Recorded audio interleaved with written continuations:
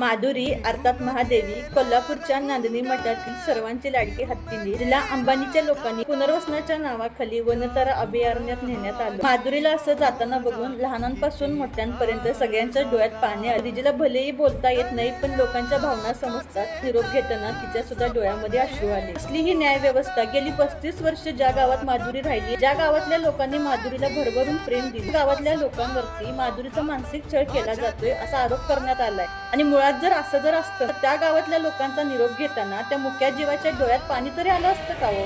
दुर्दैव तर ह्या गोष्टीचं वाटतंय की परत एकदा पैशासमोर माणुसकी हर लोकांच्या भावनांची, माधुरीच्या डोळ्यातून येणाऱ्या अश्रूंची किंमत शून्य ठरली। त्या लोकांचा तळतळाट घेऊन माधुरीला इथून घेऊन जाऊन त्या अंबानीच्या मुलाचे हौस कितपत पूर्ण होईल हे मला माहिती नाही, पण माधुरीला परत तिच्या हक्काच्या घरी सोडलं तर फक्त नांदणीच नव्हे तर पूर्ण महाराष्ट्रातून अंबानीच्या फॅमिलीला मिळणारा तळतळाट नक्कीच कुठेतरी कमी होईल।